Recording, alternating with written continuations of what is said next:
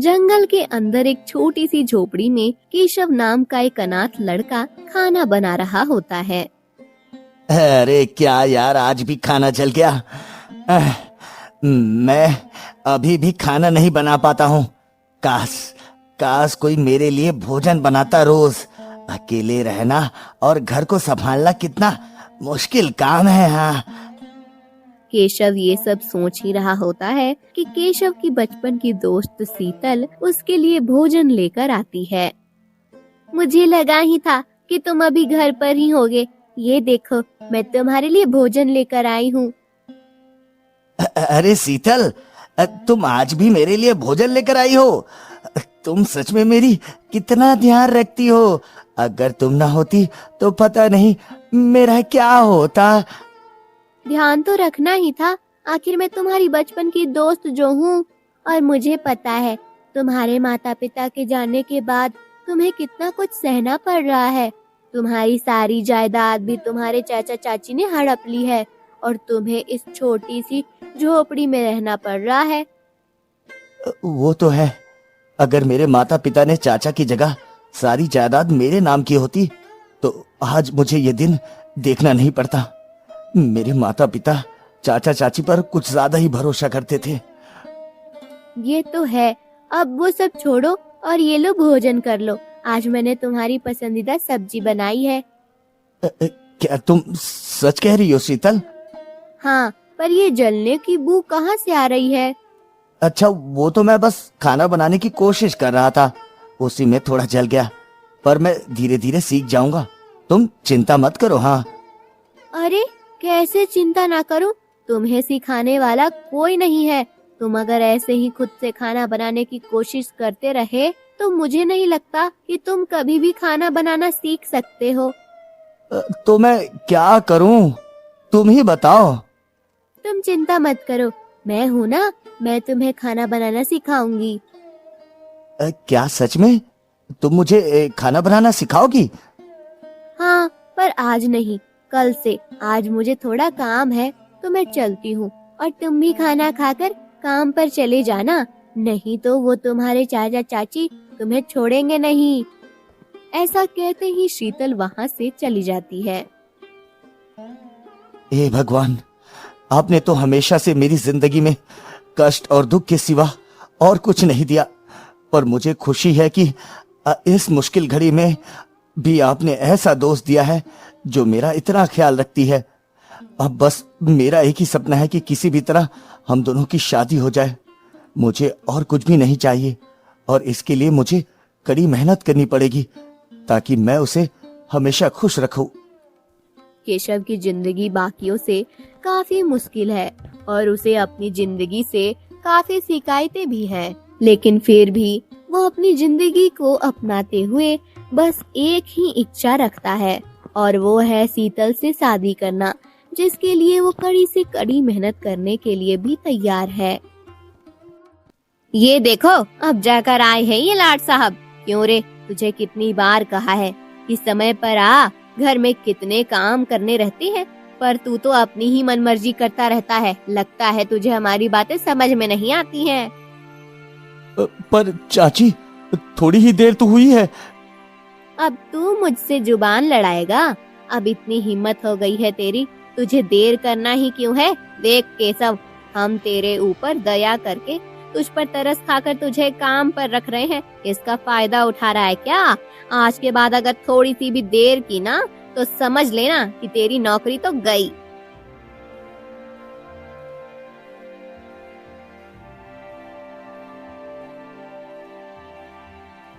अरे क्या हो गया मीना, क्यों सुबह सुबह शोर कर रही हो? और क्या होगा, ये केशव आज भी काम पर देर से आया, इसका तो अब रोज का हो गया है। अरे ये तो है ही कामचोर, तो काम चोरी तो रहेगी ही। तुम इस जैसे के लिए अपना गला क्यों खराब कर रही हो? देर से आने से कोई सजा दे दो, अपने आप ही सुधर जाएगा। हाँ, आप बिल्कुल सही कह रहे हैं, इसे सजा तो मिलनी ही चाहिए, नहीं तो ये सुधरेगा कैसे? तो मेरी बात ध्यान से सुन केशव, आज के बाद जितने भी दिन तू देर से आएगा उस दिन काम तो करना ही पड़ेगा, पर उस दिन के पैसे तुझे नहीं मिलेंगे। समझा? और आज के भी पैसे काट लिए जाएंगे देर से आने के लिए। ऐसा मत कीजिए चाची, आज के लिए बस माफ कर दीजिए। मैं कल से रोज समय पर आऊंगा, देर नहीं करूंगा पक्का। अगर आज आपने मेरी तनख्वाह नहीं दी तो कल मैं भूखा रह जाऊंगा। आप पहले ही इतने कम पैसे देते हैं, उसमें भी अगर आपने पैसे काट लिए तो मेरा क्या होगा? तो तू क्या चाहता है कि अब हम तुझे ज्यादा पैसे दे? तेरे जैसे काम चोर और निकम्मे को तो रखना ही नहीं चाहिए काम पर। हम तुझे काम पर रख रहे हैं, क्या तेरे लिए काफी नहीं है? अब जाकर काम कर, नहीं तो निकल जा यहाँ से। अगर यहाँ रहना है तो वैसा ही करना पड़ेगा जैसा मैं चाहती हूँ, समझा? जी, मैं समझ गया। मीना ऐसा कहते ही वहाँ से चली जाती है और ये सब सुनकर केशव को बहुत ही बुरा लगता है और वो किस्मत को मन ही मन कोसता है। हे भगवान, ये सब क्या है? एक तो मुझे ही मेरे घर से मेरे चाचा चाची ने निकाल दिया, ऊपर से ये लोग मुझसे ऐसे बात करते हैं जैसे कि मैं कोई पराया हूँ। मेरे पिता ने इन पर इतना भरोसा किया और अपनी सारी जायदाद इनके नाम कर दी। किसी ने सच कहा है कि धन मनुष्य की चेतना छीन लेता है और उसे अंधा कर देता है। काश पिताजी ने सारी जायदाद इनके नाम ना की होती तो ये दिन ना देखना पड़ता। केशव अपने माता पिता के निर्णय पर बहुत ही दुख होता है और चुपचाप अपना काम करने लगता है। और उस दिन के इतने मेहनत के बाद भी तनख्वाह नहीं मिलती और वो मायूस होकर घर आ जाता है। लगता है आज मुझे भूखा ही सोना पड़ेगा। केशव ऐसा सोच ही रहा होता है कि तभी शीतल खाना लेके केशव के घर आती है। केशव, ये देखो, खाना जल्दी से हाथ धोकर खा लो, आज भी मैंने तुम्हारा मनचाहा भोजन बनाया है। अरे शीतल, तुमने तो सुबह ही भोजन दिया था ना? हाँ, तो क्या हो गया? ये कहीं लिखा है कि मैं तुम्हारे लिए केवल एक बार ही भोजन ला सकती हूँ। सच में शीतल कितनी अच्छी लड़की है और मैं कितना खुशनसीब हूँ जो मुझे ऐसी दोस्त मिली है। शायद मुझे शीतल से अपनी दिल की बात बोल देनी चाहिए, कहीं देर ना हो जाए। हाँ, मुझे बोल देनी चाहिए। शीतल, मुझे तुम्हें कुछ बताना था। बहुत दिनों से मेरे मन में ही था, पर आज मैं तुमसे वो बात कहना चाहता हूँ। बताना तो मुझे भी है कुछ तुम्हें, तुम सुनोगे तो तुम भी खुश हो जाओगे। अच्छा, ऐसी क्या बात है शीतल? तुम्हें याद है बचपन में हम दोनों एक साथ खेला करते थे और हमारे साथ अभय भी खेलता था। हाँ, पर वो तो बचपन में ही हमसे दूर चला गया था, किसी दूसरे राज्य में। हाँ, पर अब वो वापस आ चुका है। क्या बात कर रही हो शीतल? ये तो सच में बहुत खुशी की बात है, पर वो इतने सालों बाद क्यों आया है? मुझे लेने। तुम्हें लेने? मैं कुछ समझा नहीं। हाँ, वो मैंने तुम्हें कभी बताया नहीं कि हम दोनों एक दूसरे से बचपन से ही प्यार करते थे और हमने तो एक दूसरे के साथ रहने का वादा भी किया था। क्या तुम बचपन से ही अभय से प्यार करती थी? हाँ केशव, मैं अभय से बहुत प्यार करती हूँ और आज इतने सालों बाद वो मुझे लेने आया है और इसलिए मैंने सोचा कि जब तक यहाँ हूँ तब तक तुम्हें जितना हो सके उतना खाना खिलाऊं। क्या पता फिर कब मैं तुम्हें अपने हाथों से बना भोजन दे पाऊंगी। अच्छा, तो इसलिए तुम रोज 2 बार मेरे लिए भोजन लाने लगी हो और हर बार मेरे ही पसंद का भोजन? अच्छा। हाँ, वो सब छोड़ो, तुम भी कुछ कहने वाले थे ना? हाँ, पर माफ करना, मैं भूल गया कि मुझे क्या कहना था। कोई बात नहीं, जब याद आए तब बता देना। अब मैं चलती हूँ और हाँ, मेरी शादी अगले सप्ताह है तो आना जरूर, कोई बहाना नहीं चलेगा, ठीक है ना? शीतल ऐसा कहते ही वहाँ से चली जाती है और केशव शीतल की शादी की बात सुनकर बहुत ही दुखी हो जाता है और अपने किस्मत को कोसने लगता है। हे भगवान, आपने मेरे माता पिता को मुझसे छीन लिया। मैंने कुछ नहीं कहा, सारी जायदाद चाचा चाची के नाम हो गई। तब भी मैंने इस बात को अपनाया और चुपचाप सहता गया, इस आस में कि मेरे जीवन में दुख है, पर आप आगे चलकर मुझे खुशियां ही खुशियां देंगे, और आपने तो एक पल में ही मेरी सारी खुशियों को छीन लिया। ऐसा क्यों किया भगवान, आपने ऐसा क्यों किया? केशव को इस बात से बेहद दुख पहुंचता है और अब उसकी जीने की चाह ही चली गई। उसने अब उम्मीद ही रखना छोड़ दिया कि कभी उसके जीवन में खुशियां आएंगी भी, और सो गया।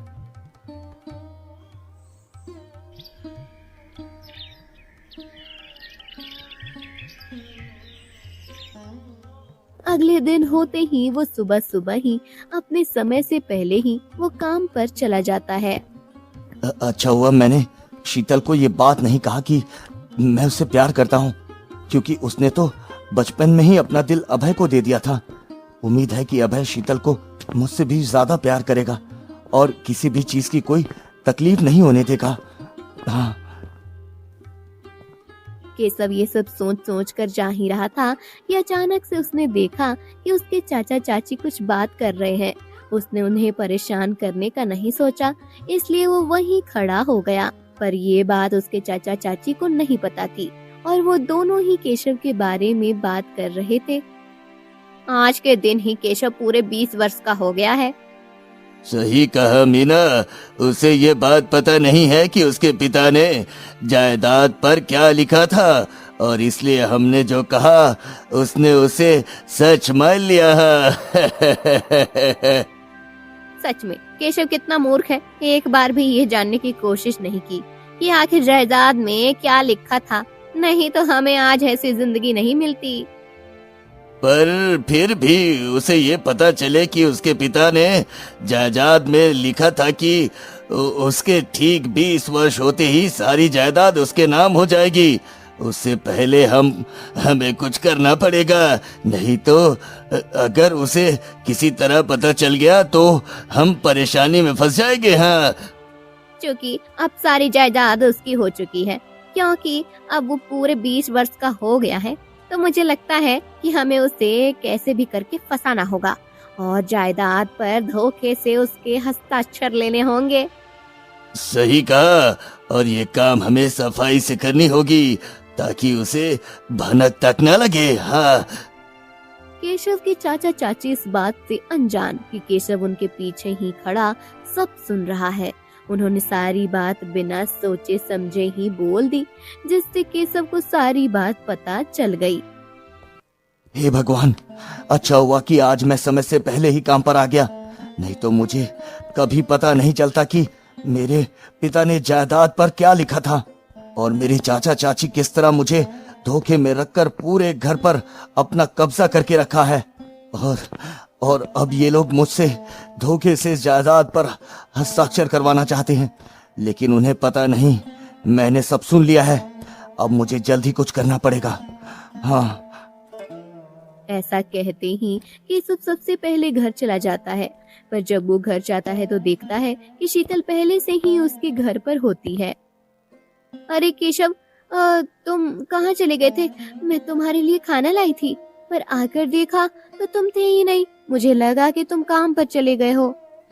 काम पर गया था शीतल, पर जब मैं काम पर गया था तो चुपके से चाचा चाची की बातें सुनी, और जब मैंने उनकी बातें सुनी तो पूरी तरह से हैरान रह गया शीतल। ऐसा क्या सुन लिया तुमने और इतने हड़बड़ाए हुए क्यों लग रहे हो? मैंने सुना कि मेरे पिता ने जायदाद पर ये लिखा था कि जब मैं 20 वर्ष का हो जाऊंगा तब सारी जायदाद मेरी हो जाएगी, और आज ही के दिन मैं 20 वर्ष का हो चुका हूँ। पर मेरे चाचा चाची इस बात से बहुत परेशान हैं और मुझसे धोखे से जायदाद पर हस्ताक्षर लेने की योजना बना रहे हैं। ये तुम क्या कह रहे हो केशव? तुम्हारे चाचा चाची तो बहुत ही शातिर और कपटी निकले। वो तुम्हारी जायदाद को हड़पना चाहते हैं। अब तुम क्या करोगे केशव? मैंने सुना कि मेरे पिता ने जायदाद पर ये लिखा था कि जब मैं 20 वर्ष का हो जाऊंगा तब सारी जायदाद मेरी हो जाएगी, और आज ही के दिन मैं 20 वर्ष का हो चुका हूँ। पर मेरे चाचा चाची इस बात से बहुत परेशान हैं और मुझसे धोखे से जायदाद पर हस्ताक्षर लेने की योजना बना रहे हैं। पर केशव, इसमें तो बहुत ही खतरा है। अगर उन्हें पता चल गया तो? अगर मुझे इस तरह की जिंदगी और नहीं जीनी है तो यह खतरा उठाना ही पड़ेगा शीतल। और तुम चिंता मत करो, मुझे कुछ नहीं होगा। और देखना, तुम दोनों की शादी में इस बार एक अच्छा और महंगा तोहफा लेकर आऊंगा, क्योंकि अब मेरी गरीबी के दिन जाने वाले हैं। तुम देख लेना शीतल। पर फिर भी अपना ध्यान रखना और उन दोनों से बच के रहना। अच्छा ठीक है, अब मैं चलता हूँ। केशव ऐसा कहते ही वहाँ से चला जाता है जायदाद के कागज की चोरी करने।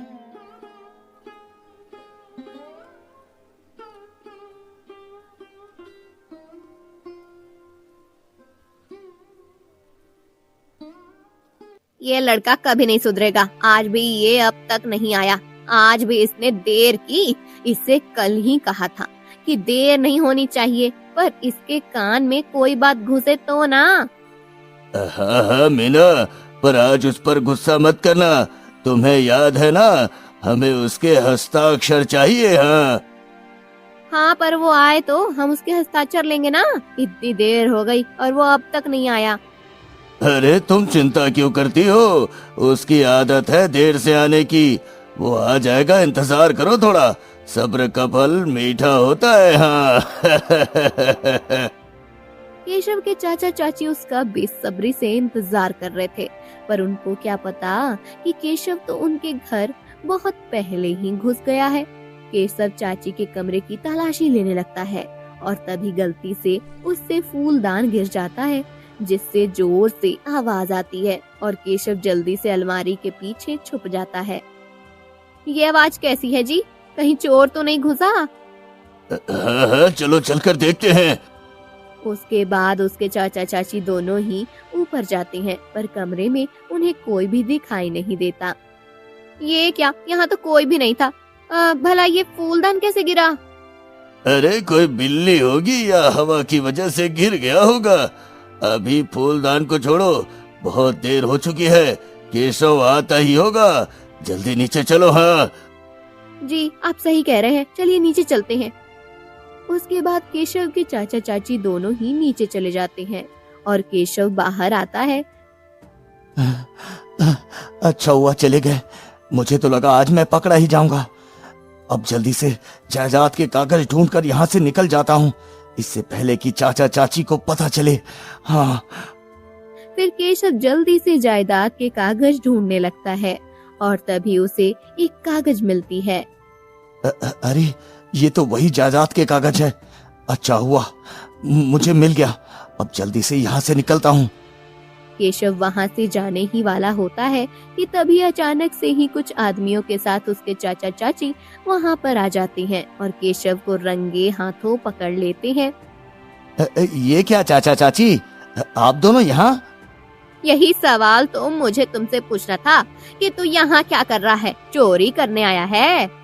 अरे मैं भला अपने ही घर में क्यों चोरी करूँगा?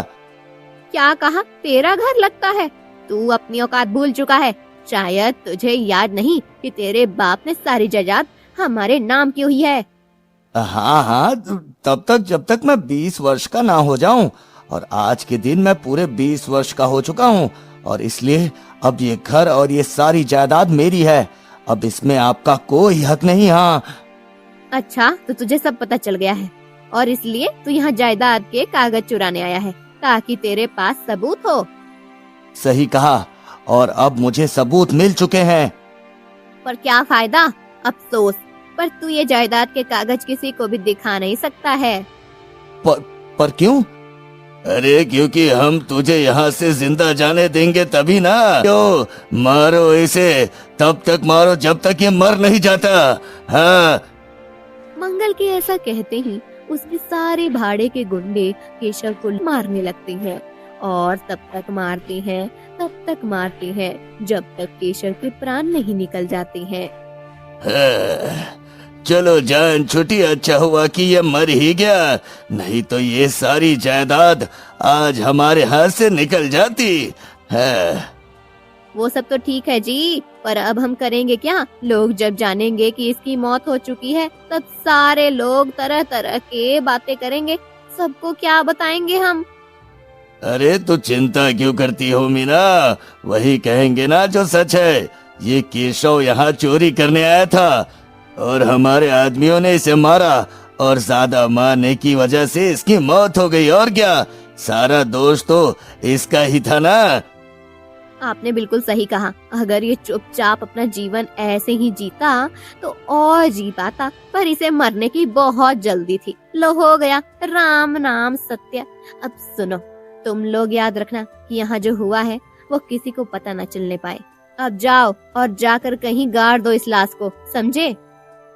मीना के ऐसा कहते ही सारे लोग केशव को गाड़ने के लिए जाते हैं और गांव में केशव की मौत की बात फैलने लगती है। और ये बात शीतल को भी पता चलती है। उसे अभय ये बात बताता है।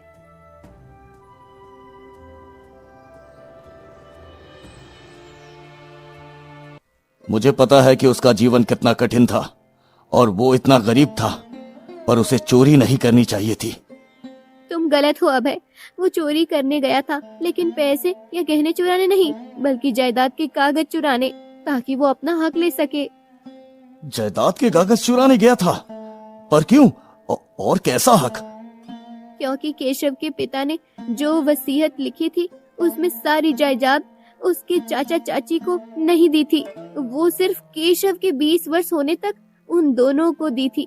पर अब केशव 20 वर्ष का हो चुका था और किसी तरह केशव को ये सारी बात पता चली और वो अपने हक के लिए वहाँ चोरी करने गया था। लेकिन लगता है कि उसके चाचा चाची को सारी बात पता चल गई और उन्होंने उसे मार दिया और सबको झूठा कहा कि केशव पैसों या गहने की चोरी करने घुसा था। ये तुम क्या कह रही हो शीतल? मैं सच कह रही हूँ अभय। केशव के साथ जो भी हुआ वो बिल्कुल भी ठीक नहीं हुआ। अगर मैंने उसे इंसाफ नहीं दिलाया तो उसकी आत्मा को कभी भी शांति नहीं मिलेगी। पर तुम उसे इंसाफ कैसे दिलाओगी? हम कोशिश तो कर ही सकते हैं ना अभय। केशव मेरा बहुत ही अच्छा दोस्त था, इसलिए उसके लिए जो हो सकेगा मैं वो करूंगी, अपने बचपन की दोस्ती के लिए।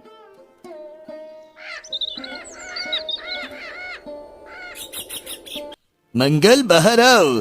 मुझे पता है कि तुम अंदर ही हो। जल्दी से बाहर आ जाओ।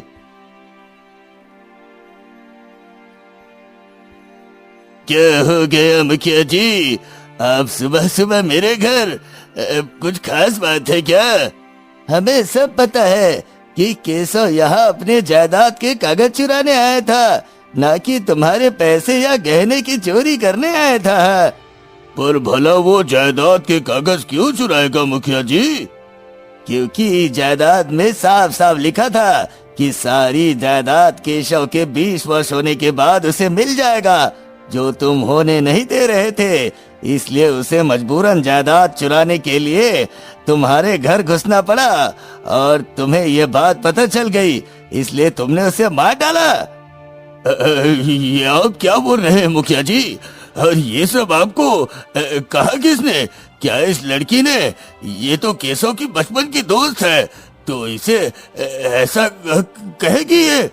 अच्छा, अगर ऐसा है तो हम तुम्हारे मुंह से भी सुनना चाहेंगे पूरी सच्चाई। हाँ तो सुनिए, ये जो लड़की बोल रही है वो पूरी तरह से झूठ है, क्योंकि मेरे भाई ने सारी जायदाद मेरे नाम की थी और ऐसा कोई भी वसीयत नहीं लिखी थी जिसमें केशव के 20 वर्ष होने के बाद जायदाद केशव के नाम हो जाएगी। हमारे पास सबूत है। मीना, तुम जल्दी से अंदर आओ और वसीयत लेकर आओ। अभी दूध का दूध और पानी का पानी हो जाएगा। हाँ। मंगल के ऐसा कहते ही मीना अंदर जाती है और वसीयत लेकर आती है। ये देखिए मुखिया जी, इसे अच्छे से पढ़िए। क्या इसमें कहीं भी लिखा है कि केशव के 20 वर्ष होते ही सारी जायदाद उसके नाम हो जाएगी? जरा देखिए। मुखिया वसीयत को ध्यान से पढ़ता है, पर मुखिया को ऐसा कुछ भी लिखा हुआ नहीं मिलता जहाँ केशव की बात भी की गई हो। हाँ, तुम बोल तो सही रहे हो मंगल, इस वसीयत में तो ऐसा कुछ भी नहीं लिखा है। नहीं मुखिया जी, मुझे पूरा विश्वास है कि इन लोगों ने वसीयत में कोई छेड़छाड़ की है।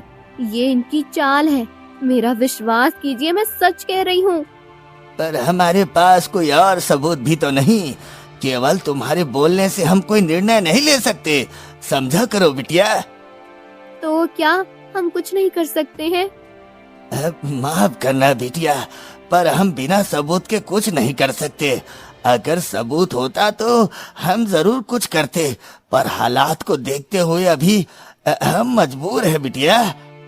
सबूत के ना होने से मंगल और मीना दोनों ही बच जाते हैं और सारे लोग वहाँ से चले जाते हैं।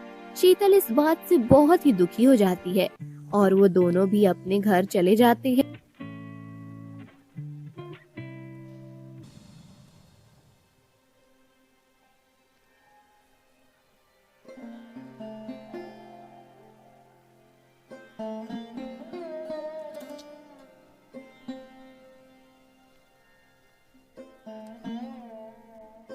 शीतल, तुमने जैसा कहा था ऐसा तो कुछ भी नहीं हुआ। जायदाद पर तो केशव का जिक्र ही नहीं था। शायद तुम्हें कोई गलतफहमी हो गई थी। नहीं अभय, ये कोई गलतफहमी नहीं थी, क्योंकि केशव ने अपने कानों से उन दोनों की बात सुनी थी। और मान लेते हैं कि कोई गलतफहमी हो भी गई हो, पर तब भी सिर्फ चोरी करने के जुर्म में वो लोग केशव को नहीं मारेंगे ना। तो फिर जायदाद में केशव का जिक्र क्यों नहीं था? वो तो मुझे भी नहीं पता, लेकिन केशव ने मुझे कहा था अगर वो सीधा उनसे जाकर जायदाद के बारे में बोलेगा तो चाचा चाची कोई न कोई चाल जरूर चलेंगे। वो लोग बहुत ही शातिर और चालाक है, इसलिए तो केशव उनके यहाँ चोरी करने गया था। तो तुम्हारे कहने का अर्थ है कि जायदाद के कागज में छेड़छाड़ की गई है। क्या वो कागज नकली है? हाँ, सही समझे। और मुझे माफ करना अभय, पर मैं अभी तुमसे शादी नहीं कर सकती, क्योंकि अगर मैंने अभी तुमसे शादी की तो मुझे यहाँ से जाना होगा, और जब तक मैं केशव को निर्दोष साबित ना कर दूं, मैं यहाँ से कहीं नहीं जाऊंगी। मैं समझ सकता हूँ। तो ठीक है, इस काम में मैं तुम्हारी पूरी मदद करूंगा। आखिर वो भी मेरा बचपन का दोस्त था। उसके बाद अभय और शीतल दोनों ने ही केशव को निर्दोष साबित करने का और उसके मौत का बदला लेने का सोचा। पर दिक्कत की बात ये थी कि वो ऐसा करेंगे कैसे, क्योंकि उनके पास कोई भी सबूत नहीं था जिससे केशव निर्दोष साबित हो सके।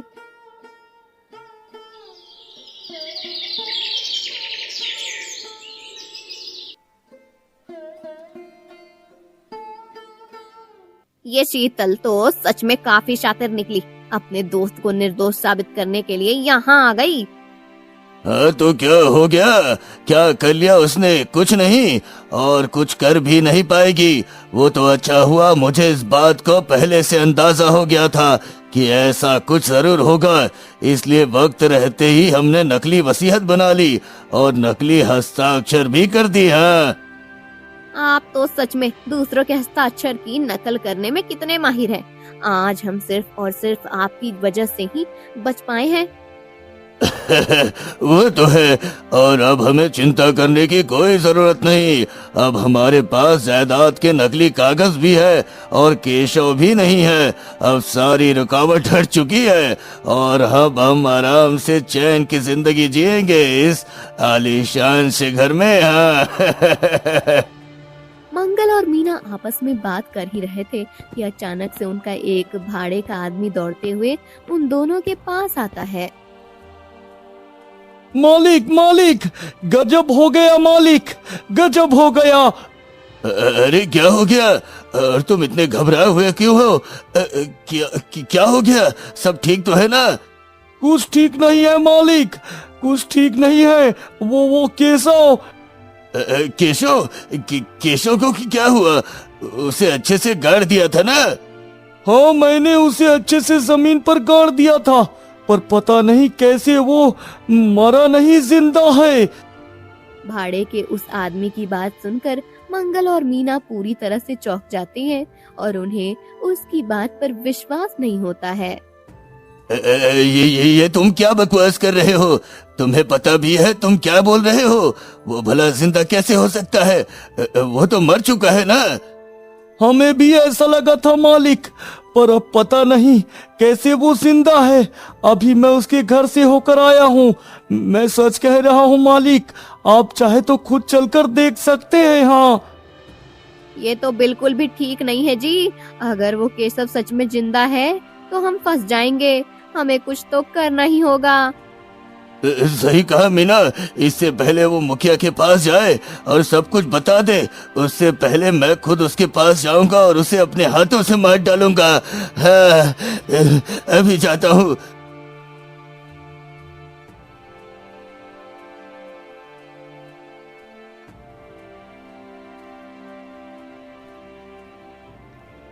मंगल ऐसा कहते ही आधी रात को केशव के घर जाता है।